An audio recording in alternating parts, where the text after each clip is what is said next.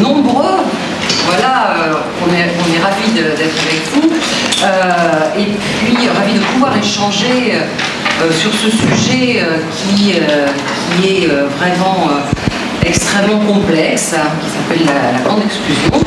Donc, ce que je vous propose, c'est qu'on fasse déjà un petit point au départ sur ce qui est un dispositif d'urgence sociale, puisque c'est ce qu'est le service social de Paris. On verra avant si vous avez déjà vous des idées particulières sur le sujet. Et puis ensuite, je céderai la parole à Édouard, qui vous parlera des publics que nous recevons, que nous accueillons au service social de Paris. Qui sont-ils, quel est leur parcours, voilà, quelles sont leurs conditions de vie, à la fois sur les centres et aussi sur les dispositifs que nous avons mis en place pour les familles. Peut-être qu'on dira quelques mots après sur voilà, les difficultés que nous pouvons rencontrer sur l'ensemble de la gestion de ce dispositif, et puis aussi, bien sûr, surtout ce que nous mettons en place, toutes les solutions innovantes, toutes les expérimentations que nous mettons en place pour voilà, arriver à mieux gérer ce phénomène. Voilà. Alors, le Salut social de Paris, qui a une idée précise des missions qu'il gère? Personne? Oui. Les maraudes? Oui, les maraudes, voilà. Quoi d'autre encore? Qu'est-ce qu'on fait encore au Service social de Paris? Oui. L'hébergement d'urgence? L'hébergement d'urgence, oui. Et puis? Le vestiaire. La réinsertion? La réinsertion, oui. Le vestiaire, c'est ça? Le vestiaire. Oui. Distribution alimentaire. Absolument. Tout à fait. C'est déjà pas mal, mais c'est pas tout. C'est pas seulement ça. La formation, non, c'est pas notre métier de fond. Hein. Alors, on va reprendre tous ces éléments, effectivement, et voir quelle est leur cohérence dans un ensemble de dispositifs de l'urgence sociale. Voilà, le Salut social, il a 20 ans, il a été créé en 1993 par un médecin urgentiste, Xavier Emmanueli, qui était également cofondateur de Médecins sans frontières. Et donc, la particularité du Salut social de Paris, bien sûr, c'est l'aller vers, puisque vous l'avez dit justement, le premier mot qui vient à l'esprit quand on parle du Salut social de Paris, c'est les maraudes. Mais c'est que la partie immergée de l'iceberg. C'est donc une institution, enfin une organisation qui est jeune et qui a beaucoup grandi avec le temps. Et bien évidemment, qui s'est structuré autour de ce qu'on appelle aujourd'hui un dispositif de régulation, c'est-à-dire on entre dans le dispositif d'urgence sociale par le 115. C'est un numéro de téléphone départementalisé, numéro d'urgence sociale, et qui travaille H24 sur un plateau téléphonique où il y a des écoutants qui vont recevoir les appels des particuliers, donc des citoyens comme c'est moi, qui vont signaler en fait des personnes sans abri dans la rue. Et il peut y avoir bien évidemment aussi des appels de personnes qui sont sans abri également, qui vous appellent pour obtenir un hébergement ou parce qu'elles sont malades, ou parce que voilà, les besoins de prise en charge sont assez différents. Donc ce plateau téléphonique, c'est à peu près 80 écoutants qui travaillent H24, qui se relaient, et c'est à peu près, on va dire entre 1500 et 1900 appels jour traités, mais ça dépend effectivement des saisons. Évidemment, en hiver, on a des pics qui explosent, et on met en place des cellules de bénévoles, d'écoutants bénévoles, pour venir nous aider à mieux gérer ces pics d'appels. Donc voilà, on passe par le 115, forcément on passe par là. Alors ensuite, les signalements de particuliers sont transmis aux équipes de maraude, et là on a des équipes d'aide mobile, qui vont sillonner donc tout Paris, la nuit, de façon sectorisée, et le jour également. Donc ces équipes d'aide mobile, c'est environ on va dire entre 6 et 8 camions, mais qui sont renforcés l'hiver par nos partenaires. Ça va être par exemple l'ordre de Malte, la protection civile, etc. Qui vont venir nous aider. On peut monter jusqu'à 19, ça nous est arrivé 19 camions quand vraiment il faisait vraiment très très froid. Donc, que font les maraudes? En fait, les maraudes, ils ont une mission d'abord d'évaluation sanitaire et sociale. Parce qu'à bord des maraudes, il y a des équipes qui sont très professionnalisées. Il y a un infirmier, un travailleur social et un chauffeur qui est également accueillant social. Donc, on ne prend pas de bénévoles sur les maraudes, parce que d'abord les camions ne sont pas très grands, il y a déjà 3 personnes dedans. Si on veut pouvoir transporter des personnes dans les centres ou à l'hôpital, en urgence, etc., il faut qu'on ait quand même un maximum de places disponibles. Et puis, vraiment, l'objectif, c'est quand même l'évaluation de la situation pour pouvoir faire une orientation vraiment adaptée, soit vers un lieu d'hébergement, soit vers un lieu de soins. Donc, voilà, ces maraudes fonctionnent, bien sûr, jour et nuit, et elles sont aussi complétées par des maraudes spécialisées. Il y a des maraudes spécialisées, en fait, sur la lutte contre la tuberculose. C'est une maraude qui a été créée il y a une douzaine d'années à peu près. Au départ, elle a été soutenue vraiment par des fonds privés. Maintenant, elle est régionalisée et soutenue par l'Agence régionale de santé, donc qui a reconnu que c'était vraiment un travail de santé publique qui a été fait par cette maraude, qui a une file active d'à peu près 150 patients, qui suit en fait les patients, qui les aide à être compliants au traitement, qui fait aussi de la prévention auprès de ce public-là. Et puis nous avons également une maraude qui travaille avec nous, qui est une maraude spécialisée sur les troubles psychopathologiques, donc, du réseau souffrance et précarité, puisqu'on a parmi nos publics quand même un nombre important de personnes qui développent des troubles psychopathologiques, à peu près 30% en fait, donc voilà, c'est le premier niveau que vous avez là-haut, c'est ce qu'on va appeler tout le dispositif de régulation. Et puis, bien évidemment, on régule également toutes les maraudes parisiennes. Parce que il fut un temps où on pouvait avoir 2-3 camions voilà, d'assauts différents qui s'arrêtaient devant une personne à son domicile. Et aujourd'hui, tout ça c'est régulé. On travaille à ce que l'ensemble des parcours soit fluidifié. Alors, une fois que les maraudes sont passées, elles vont soit accompagner vers le soin, comme je disais, soit accompagner vers l'hébergement. Et ces hébergements, en fait, ils vont être de différentes natures. Vous avez ce qu'on appelle les CHU, les centres d'hébergement d'urgence, qui sont des centres voilà, de simples, où on va accompagner les personnes sur à la fois les aspects psychologiques, médicaux et bien sûr sociaux. Donc c'est une prise en charge absolument globale. La plupart du temps, c'est du H24. On a encore quand même quelques places d'urgence sèches à la nuitée, mais on en a très peu, en fait, de moins en moins, parce que, on verra tout à l'heure que ça pose un sacré problème.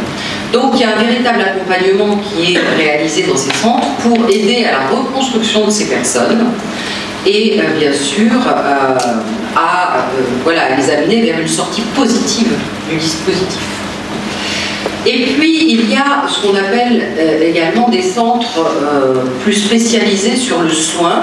On appelle ça des LHSS, c'est un terme barbare qui veut dire lit halte soins santé, et des LAM, lits d'accueil médicalisés. Ces lits halte soins santé, ce sont pour les personnes qui vont nécessiter des soins infirmiers, soit des soins de suite après une hospitalisation, soit des personnes qui sont vraiment très fatiguées, qui ont de la neurologie, etc., ou des maladies chroniques aussi, et qui vont être à ce moment-là placées sur les lits d'accueil médicalisés, qui vont être pour la plupart quand même des personnes qu'on accueille sur ces lits d'accueil médicalisés, des personnes qui ont des handicaps, des multipathologies, des pathologies lourdes, ou effectivement qui vont développer des troubles psychopathologiques sérieux.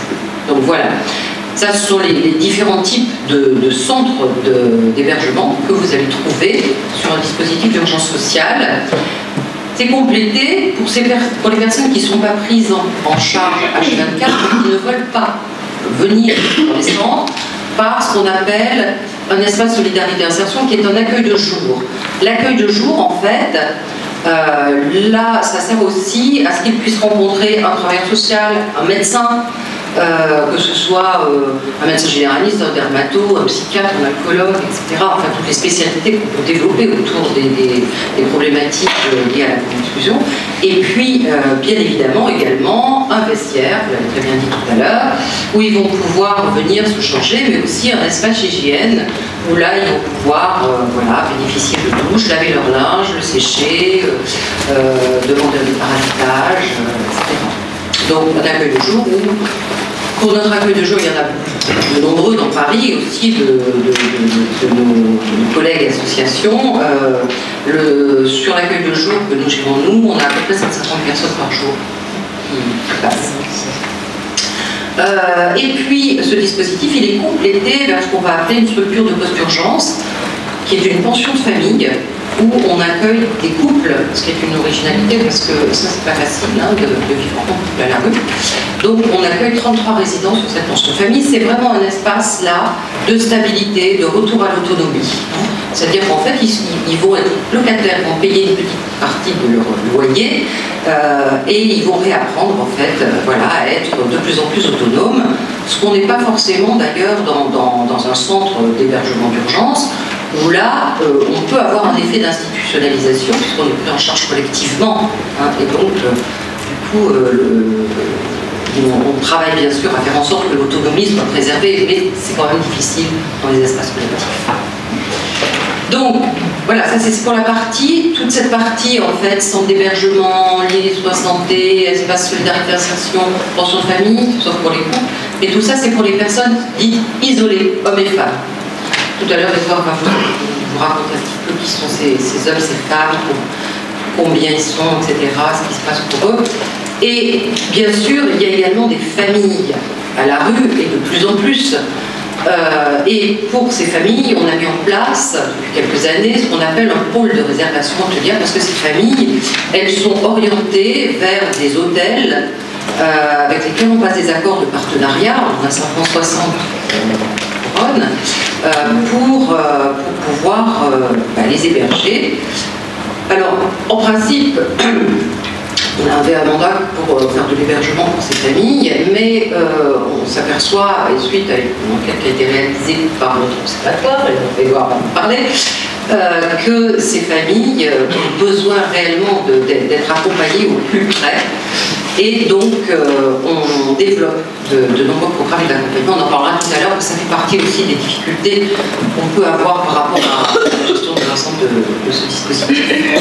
Donc voilà, vous voyez un dispositif, somme toute assez complet, assez cohérent, qui est bien sûr également soutenu par un observatoire, c'est un centre de recherche, qui travaille sur ces publics-là et leurs problématiques. Juste comme ça, 2 chiffres pour aider à visualiser un petit peu ce qui le public passe par ce dispositif. 8000 personnes isolées chaque année, à peu près 20% de femmes sur ces 8000 personnes isolées, et pour les familles, 15 000 personnes à peu près prises en charge à l'année sur ce dispositif hôtelier qui compte à peu près 560 hôtels. Voilà. Donc ça, c'est un dispositif d'urgence sociale. Est-ce que vous avez des questions par rapport à ça? Est-ce que c'est clair pour vous? Les 10 000 personnes isolées, c'est sur tout Paris?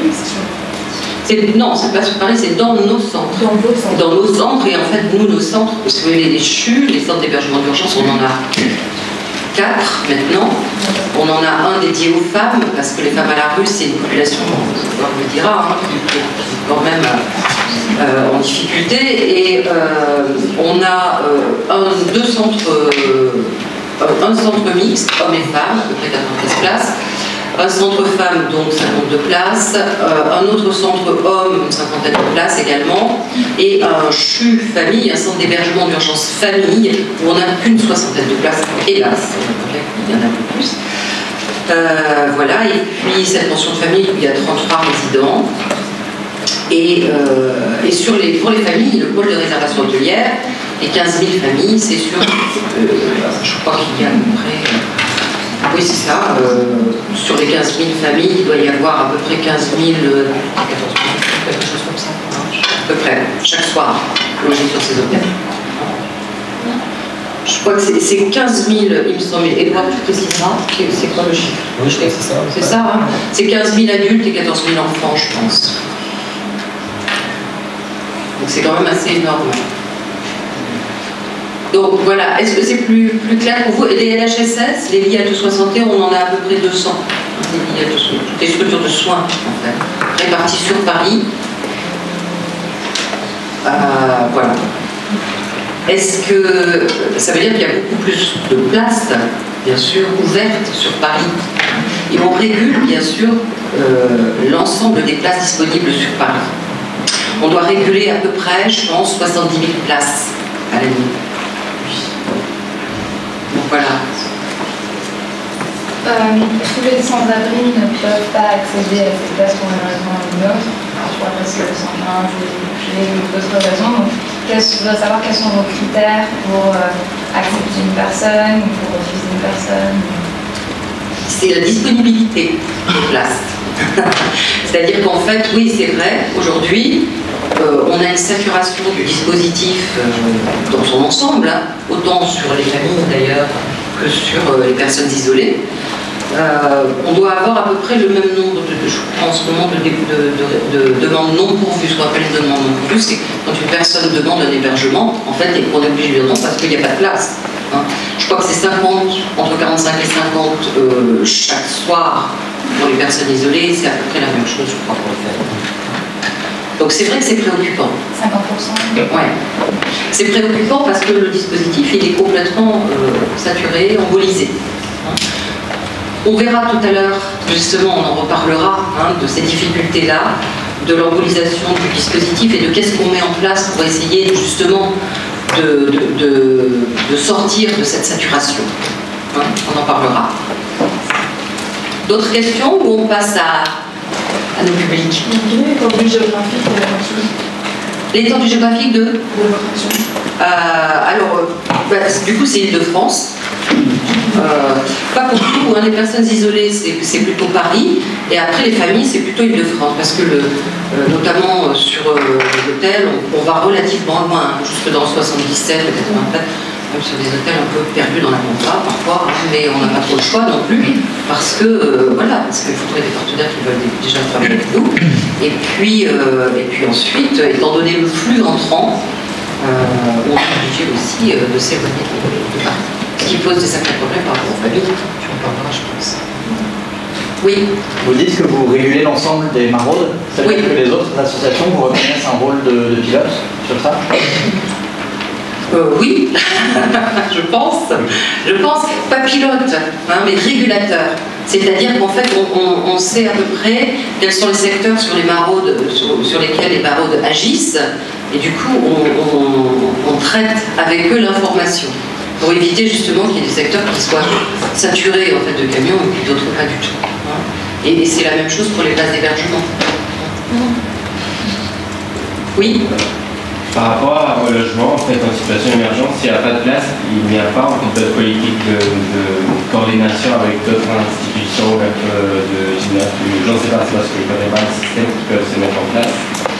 Alors, oui, bien sûr, je ne voudrais pas prendre trop de temps, parce que ça, on pourrait l'aborder après quand on va parler de toutes les difficultés en fait, qu'on rencontre, mais ça, c'est une vraie difficulté, effectivement. C'est ce qu'on appelle...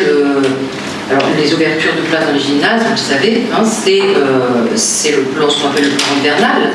Ça commence en général le 1er novembre, ça se termine le 31 mars. C'est ce qu'on appelle la gestion en thermomètre de la grande diffusion. Et c'est vrai que ça, c'est un sacré problème. On va en reparler après, on dira.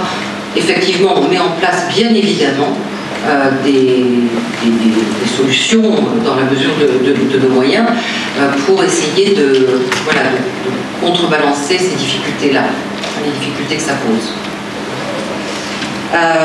Par rapport au dispositif, c'est bon, on peut passer un petit peu à mettre un peu de chair autour de ça, c'est-à-dire ce qui fait vivre ce dispositif sont bien sûr les personnes qui vivent, qui sont accueillies.